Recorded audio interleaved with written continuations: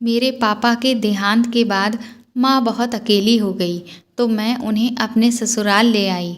अचानक माँ पेट से हो गई। मैं हैरान थी कि मेरी जगह मम्मी कैसे पेट से हो गईं। मुझे अपने ससुर पर शक होने लगा कि उनका चक्कर मेरी माँ के साथ है। लेकिन एक दिन जब मैंने मम्मी का पीछा किया तो मेरी जान निकल गई। मम्मी तो बाहर चुपके से मेरे पति से मिल रही थीं और मेरे पति ने उनके पकड़े। कुछ तकलीफ़ें ऐसी होती हैं कि इंसान उभर नहीं पाता है, और यह तकलीफ़ अगर अपने किसी सगे रिश्ते से मिले तो दुख और तकलीफ़ कुछ ज़्यादा ही महसूस होने लगती है। मेरी किस्मत ने मेरे साथ ऐसा खेल खेला था कि मैं भी नहीं समझ पाई थी। मैंने अपनी ज़िंदगी में ऐसा कभी नहीं सोचा था कि यूँ मेरे साथ बुरा होगा, या कभी मेरी ज़िंदगी में ऐसा समय आएगा। मैं बड़े सुकून से अपनी ज़िंदगी गुजार रही थी कि अचानक सब खत्म हो गया और सब कुछ बिखर गया। मेरा घर जिसे मैं अच्छे से संभाल रही थी, फिर ऐसा तूफान आया जिसने सब कुछ उजाड़ दिया, जिसमें मेरी तमाम खुशियों को आग लग गई थी। यह हादसा तब हुआ जब मेरी शादी हो गई थी। एक दिन मम्मी का फ़ोन आया कि पापा का हार्ट अटैक से देहांत हो गया है। मैं दौड़ी दौड़ी अपने मायके गई। पापा की मौत के बाद माँ का और मेरा बहुत बुरा हाल था। जब मृत्यु से जुड़ी सारी परंपराएं पूरी हो गईं तो अब सवाल मेरी माँ का था, क्योंकि मैं अपने माता पिता की अकेली संतान थी और पिताजी के जाने के बाद माँ अब बिल्कुल अकेली थी। उनका ध्यान रखने वाला कोई नहीं था। इसलिए मेरे पति ने यह फैसला किया कि मैं अपनी माँ को अपने साथ ससुराल में ही रखूं। वैसे तो मैं खुद भी यही चाहती थी, लेकिन मुझे यह थोड़ा ठीक नहीं लगा, क्योंकि वह मेरा ससुराल था और मैं नहीं चाहती थी कि आने वाले समय में मम्मी के रहने के कारण मेरी गृहस्थी पर असर पड़े। इसलिए मैंने अपने पति से कहा कि मैं माँ की देखभाल के लिए कोई नौकरानी रख दूँगी। लेकिन मेरे पति ने मेरी एक ना सुनी और वह ज़िद करके माँ को अपने घर ले आए। मेरी माँ के वहाँ रहने से मेरे ससुराल वालों को भी कोई परेशानी नहीं थी। मुझे लगा चलो सब कुछ अब धीरे धीरे ठीक हो जाएगा, लेकिन भगवान जानता था कि क्या होने वाला था। वैसे तो सब ठीक था, पर मुझे कुछ अजीब सा लगने लगा था। मेरी मम्मी का रवैया मेरी समझ से बाहर था। मैं जितना उनको संभालने की कोशिश करती हूँ, उतना ही मुझे बच्चों की तरह तंग करने लगी थीं। कभी कभी तो अजीब हरकतें करती कि मुझे अपने ससुराल में शर्मिंदगी उठानी पड़ती, और कभी इतना समझदार दिखाती कि अगला इंसान हैरान रह जाता था। बहुत बार मैंने मम्मी को दबी ज़ुबान में समझाने की कोशिश की, पर मेरी मम्मी ने मेरी बात एक कान से सुनकर दूसरे कान से निकाल दी। मुझे लगा शायद पापा के मरने के बाद मम्मी को बहुत सदमा लगा है, तभी ऐसी हरकतें करती हैं। कुछ महीने वो बहुत उदास रहीं, लेकिन मुझे अंदाज़ा भी नहीं था कि मेरी नाक के नीचे कौन सा खेल खेला जा रहा था। मुझे इस बात की भनक भी नहीं पड़ी थी। मैं सबसे ज़्यादा अपनी माँ का ख्याल रखती थी और यह मेरी जिम्मेदारी भी थी। मैं अपनी माँ की इकलौती बेटी थी। मैं ही उनका ख्याल न रखती तो कौन रखता। कुछ सालों बाद मम्मी मेरे ससुर के साथ कुछ ज़्यादा ही घुल मिल रही थीं। मैंने पहले इग्नोर किया कि चलो समधी समधन है, लेकिन बाद में मुझे इनका ज़्यादा हंसी मजाक, ज़्यादातर मिलकर बैठना कुछ ज़्यादा ही अजीब लगने लगा। लेकिन मैं सब कुछ इग्नोर करती रही। मैं इस सब में पड़ना नहीं चाहती थी। मुझे ऐसा सोचना भी पाप लगता था। मैं क्या सोच रही हूँ, और इस ख्याल को बुरी तरह झिड़क देती थी।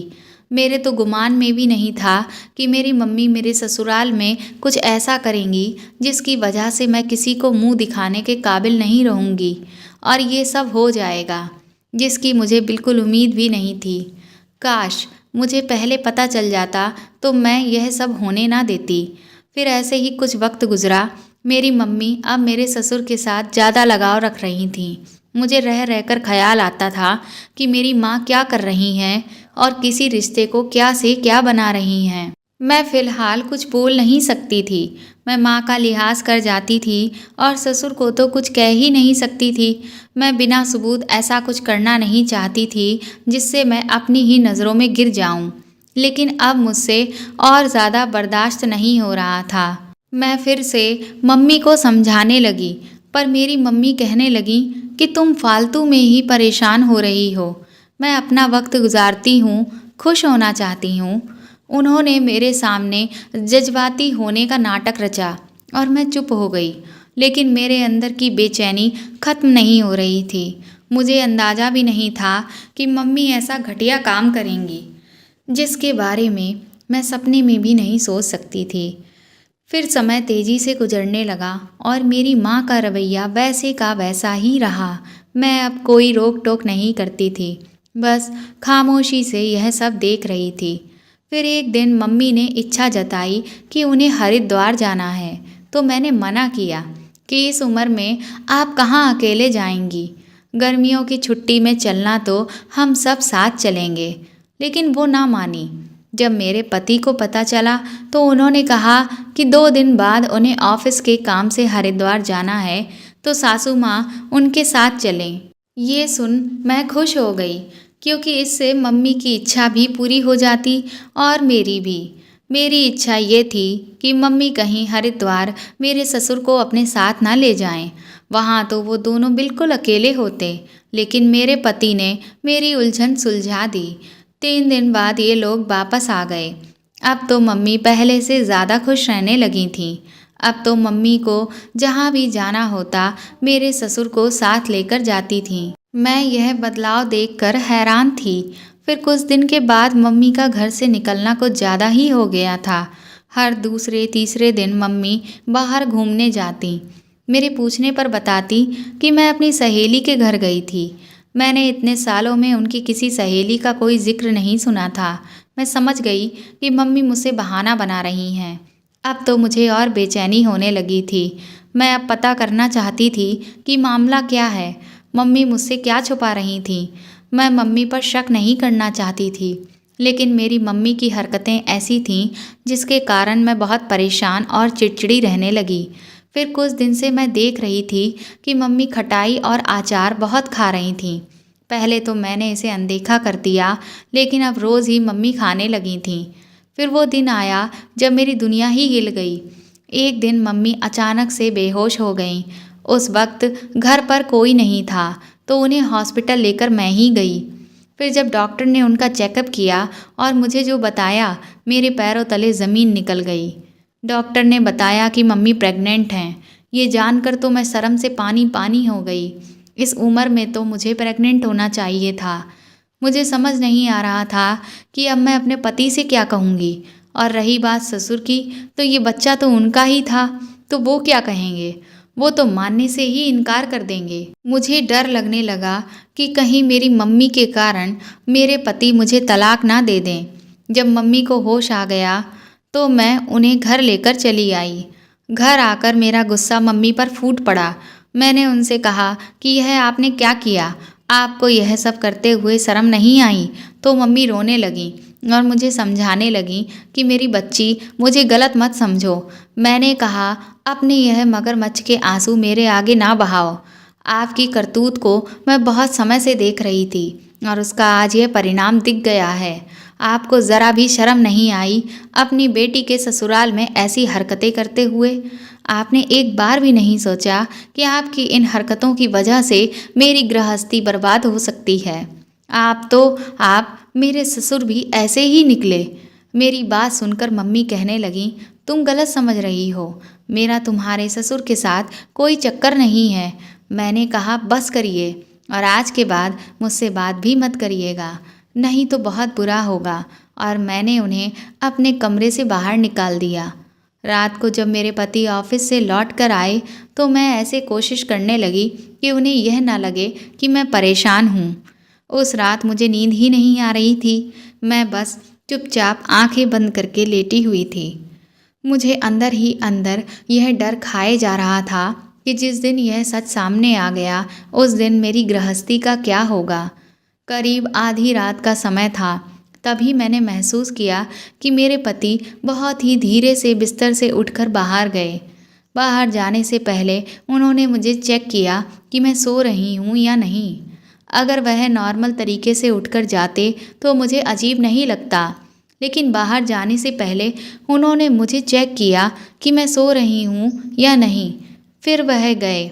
इससे मुझे कुछ संदेह हुआ। उनके कमरे से बाहर जाते ही मैं भी दबे पांव उनके पीछे पीछे चल दी। वह सीढ़ियों से चढ़कर ऊपर जा रहे थे। ऊपर वाले पोर्शन में 2 कमरे बने हुए थे, जिसमें एक में मेरी मम्मी और दूसरे में ससुर जी रहते थे। मुझे लगा यह इस तरह आधी रात चोरों की तरह ससुर जी से मिलने क्यों जा रहे हैं। लेकिन आगे जो कुछ मैंने देखा, मेरे होश उड़ गए। मैंने देखा कि मेरे पति मेरी मम्मी को गले से लगाए हुए थे। मेरी मम्मी ने मेरे पति से कहा, मैं प्रेग्नेंट हूँ। मम्मी के इतना कहते ही मेरे पति मेरी मम्मी का हाथ पकड़कर उन्हें उनके कमरे में ले गए। अब तो मुझे काटो तो खून ही नहीं। मैं अब तक यही समझ रही थी कि मेरी मम्मी की कोख में पलने वाले बच्चे का बाप मेरे ससुर हैं, लेकिन मैं गलत थी। मेरी मम्मी तो मेरे पति के बच्चे की माँ बनने वाली थी। यह सब देख मेरी तो दुनिया ही उजड़ गई।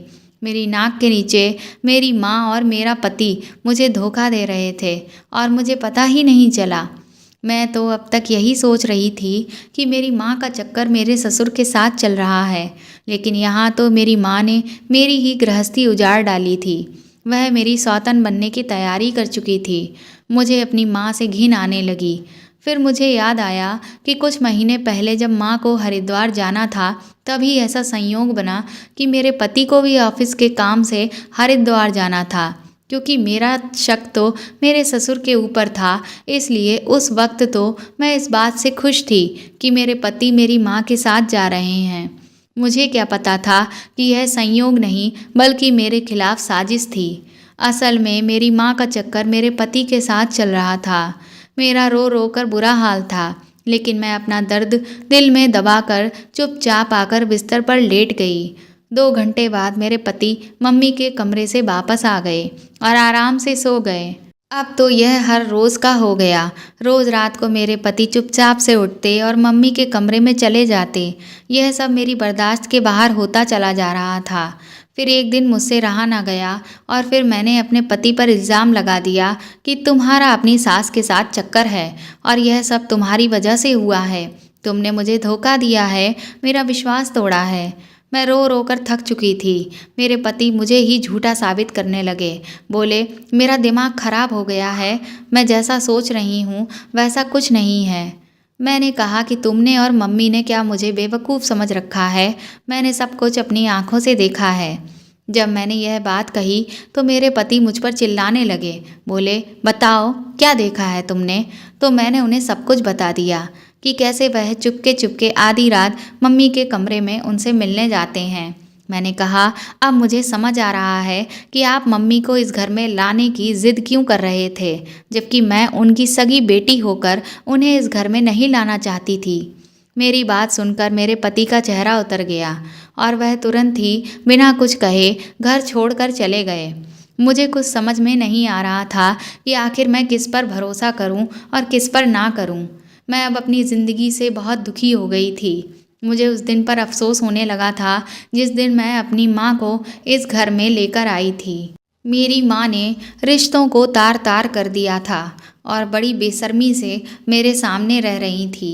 मेरे ससुर बार बार मुझसे पूछते कि उनका बेटा कहाँ गया, तो मैंने मजबूरी में आकर उनसे झूठ कह दिया कि वह ऑफिस के किसी काम से बाहर गए हुए हैं।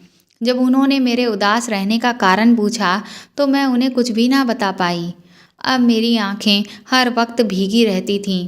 मैं अपनी ज़िंदगी पर हैरान थी कि मुझे क्या देखने और सुनने को मिल रहा है। मेरा हर रिश्ते से भरोसा उठ गया था। मुझे सब धोखा और फरेब लगने लगा था। मेरी मम्मी मेरे ही घर में मेरी आंखों के सामने रह रही थी और मैं उन्हें देखकर जल भुन रही थी। मुझे अब यह सब जहर लगने लगा था। अब मुझे अपने पति की फिक्र हो रही थी। मैं बहुत गहरी सोच में डूब गई कि अगर यह मेरे पति का बच्चा नहीं है तो वह सब क्या था। मेरी माँ का और मेरे पति का एक साथ उठना बैठना, हंसी मजाक और फिर रात को टहलना, ये सब सोचकर मेरा तो सर दर्द होने लगा। मैं जितना ही यह सब सोचती उतना ही यह मामला उलझ रहा था। अब मुझे अपने आप पर गुस्सा आ रहा था, क्योंकि एक तो मैंने अपने पति पर इल्ज़ाम लगाए थे और दूसरा वह घर छोड़कर चले गए। ऐसे करते करते कुछ महीने गुजर गए। मेरी माँ हर दिन मुझसे बात करने की कोशिश करती, लेकिन मैं उनकी शक्ल भी नहीं देखना चाहती थी। मेरी सेहत दिन ब दिन बिगड़ती ही जा रही थी। एक दिन मैं बेहोश होकर गिर गई। जब मुझे होश आया तो मैंने देखा कि मेरे सामने मेरे ससुर, मेरे पति खड़े हैं और मेरी माँ मेरे पास बैठी हुई थी। मेरी माँ ने जैसे ही मुझे पानी पिलाने की कोशिश की, मैंने गिलास फेंक दिया। मैंने कहा, दूर हो जाइए मेरी नज़रों से, मुझे आपसे नफ़रत है। आप तो डायन से भी गई गुजरी निकली। वह कम से कम अपना घर तो छोड़ देती है, लेकिन आपने तो अपनी ही बेटी का घर उजाड़ दिया। आपके जैसी औरत को तो डूबकर मर जाना चाहिए। मेरे इतना कहते ही मेरे पति मुझ पर चिल्लाने लगे। वह बोले कि पूरा सच जाने बिना तुम कुछ भी बकवास किए चली जा रही हो। मैंने कहा, आप तो चुप ही रहिए, आप भी कोई कम नहीं हैं। आप भी इस घिनौनी करतूत में पूरी तरह से शामिल हैं, इसीलिए मेरी मम्मी की वकालत कर रहे हैं। तभी मेरे ससुर बोले, पहले पूरी बात तो सुनो। मैंने कहा, क्या आप पूरी बात जानते हैं? आपको पता है इस घर में क्या क्या गुल खिलाए जा रहे थे? मेरी मम्मी आपके बेटे के बच्चे की माँ बनने वाली हैं और यह इतनी बेशर्म है कि अभी तक इस घर में रह रही है। मेरे इतना कहते ही मेरे पति मुझ पर बुरी तरह से चिल्ला उठे और बोले कि अब एक भी शब्द तुम मम्मी के खिलाफ नहीं बोलोगी। उसके बाद वह बाहर से मेरे ससुर की उम्र के एक आदमी को लेकर आए। मेरे पति ने कहा, तुम जानना चाहती हो ना कि तुम्हारी माँ के पेट में जो बच्चा है उसका बाप कौन है? तो सुनो, उस बच्चे के बाप यह हैं। ये सुनकर मैं हैरान रह गई। मुझे समझ नहीं आ रहा था कि आखिर यह सब हो क्या रहा है। उसके बाद मेरी मम्मी बोली, बेटा, तुम्हारे पापा बहुत जालिम थे। वह दुनिया के सामने तो मेरे साथ बहुत अच्छे से पेश आते थे, लेकिन कमरे के अंदर मेरे साथ जानवरों के जैसा व्यवहार करते थे। जब तुम्हारे पिता का देहांत हुआ तो मुझे कुछ खास दुख नहीं हुआ, क्योंकि उन्होंने मुझे कभी प्यार ही नहीं किया जो मुझे उनके दूर जाने का गम होता। ये जो शख्स जिसे तुम देख रही हो, ये मेरे कॉलेज टाइम के दोस्त थे और हम दोनों लोग एक दूसरे से बहुत प्यार करते थे। लेकिन मेरे पापा को लव मैरिज मंजूर नहीं थी, इसलिए उन्होंने हमारी शादी नहीं होने दी और मेरी शादी तुम्हारे पापा से करवा दी। कुछ महीना पहले जब मैं समधी जी के साथ बाहर गई थी, तभी मेरी इनसे मुलाकात हो गई और मुझे पता चला कि ये आज भी मेरा इंतज़ार कर रहे हैं। इन्होंने कभी शादी ही नहीं की। उम्र के इस पड़ाव पर मैं भी अकेली थी और ये भी। इन्होंने मेरे सामने शादी करने का प्रस्ताव रखा, जिसे पहले तो मैंने ठुकरा दिया, लेकिन जब यह आए दिन मुझसे मिलने लगे तो मेरे दिल में उनके लिए दबा हुआ प्यार फिर से जाग उठा। जब मैंने हरिद्वार जाने की जिद की थी, वह उनके लिए ही की थी। यह हरिद्वार में किसी काम से गए हुए थे और इस वक्त इनका जन्मदिन पड़ा था और इन्होंने मुझे कसम दी थी कि मुझे इनसे उनके जन्मदिन पर मिलने आना पड़ेगा। उसके बाद मेरे पति बोले कि और जब मैं सासू माँ को वहाँ लेकर गया तो उन्होंने मुझे सारी सच्चाई बता दी। मुझे इस रिश्ते में कोई बुराई नज़र नहीं आई। हर इंसान को अपना जीवन जीने के लिए एक साथी की ज़रूरत होती है और यह ज़रूरी तो नहीं कि साथी की ज़रूरत सिर्फ जवानी में ही हो, बुढ़ापे में भी तो कोई साथ होना चाहिए। और फिर अंकल ने तो सासू माँ का कितने सालों इंतज़ार किया, इससे उनका सच्चा प्यार झलकता है। ऐसा सच्चा प्यार बहुत नसीब से मिलता है। इसीलिए मैंने सासू माँ को समझाया कि आप दोबारा से शादी कर लें, लेकिन हमें समझ नहीं आ रहा था कि हम तुम्हें यह सब कैसे बताएं। और फिर इसी बीच जब सासू माँ प्रेग्नेंट हो गईं तो उन्होंने मुझे रात में चुपके से बुलाकर यह सब बताया और उस वक्त तुमने हमें साथ में देख लिया और गलत समझ लिया। मैंने कहा कि आप हर रोज़ मम्मी के कमरे में आधी रात को क्यों जाते थे? तो मेरे पति बोले, क्योंकि दिन में मुझे बहुत ज़्यादा समय नहीं मिलता था और अंकल रात में ही सासू माँ से मिलने आते थे और हम तीनों बैठकर यह प्लान बना रहे थे कि आखिर कैसे इस बात को तुम्हारे सामने रखा जाए। लेकिन हमें क्या पता था कि तुम तो हम पर ही शक कर रही हो। मुझे नहीं पता था कि तुम्हारी सोच इतनी घटिया होगी। तुम ऐसा सोच भी कैसे सकती हो कि मैं और सासू माँ। यह कहते कहते मेरे पति रुक गए। अब तो मुझे खुद पर ही शर्म आ रही थी। मैं बुरी तरह से रोने लगी। मेरे ससुर ने मेरे सर पर हाथ फेरा और कहा, बहू, गलती इंसान से ही होती है और शक ऐसी चीज़ है जो अच्छे अच्छों को ख़त्म कर देता है। मैंने अपने पति से हाथ जोड़कर माफ़ी मांगी। मेरे पति ने मुझे माफ़ भी कर दिया। सच में मेरे पति का दिल बहुत बड़ा था, वरना ऐसा इल्ज़ाम तो कोई भी आदमी बर्दाश्त नहीं कर सकता था। मैंने अपनी माँ से भी माफ़ी मांगी कि मैं एक तो उन पर घटिया इल्ज़ाम लगा रही थी, दूसरा मैंने उनकी बात भी नहीं सुनी। फिर हमने मिलकर अपनी माँ की दोबारा शादी करवा दी। मेरी मम्मी दोबारा से अपने प्यार के साथ गृहस्थी बसाकर बहुत खुश थीं। मैं अब भी बहुत शर्मिंदा था, इसीलिए मैंने अपने पति से दोबारा माफ़ी मांगी। उन्होंने मुझे माफ़ कर दिया। मैं यही सोच रही थी कि मैं कितनी खुशकिस्मत हूँ कि मुझे ऐसा पति मिला जो ना सिर्फ मेरा ख्याल रखता है बल्कि मेरी मम्मी का भी कितना ख्याल रखा और उनके प्यार को भी समझा। आधा सच जाने बगैर अक्सर हम अपनी चीज़ें खराब कर लेते हैं, इसीलिए जब तक हमें पूरी सच्चाई ना पता चल जाए तब तक हमें कोई बात ना तो कहनी चाहिए और ना ही कोई ठोस फैसला लेना चाहिए। अब मेरी ज़िंदगी अच्छे से गुजरने लगी थी और 1 साल के बाद मैं भी एक प्यारी सी गुड़िया की माँ बन गई थी। तो दोस्तों, आपको यह कहानी कैसी लगी हमें कमेंट करके ज़रूर बताइएगा और अगर आपको कहानी पसंद आई तो इसे ज़्यादा से ज़्यादा प्लीज़ शेयर करें और लाइक करें। अगर आप मेरे चैनल पर नए हैं तो इसे सब्सक्राइब करके बेल आइकन ज़रूर दबा दीजिएगा ताकि आगे भी हम आपको ऐसी ही अच्छी कहानियाँ सुनाते रहें। Thank you.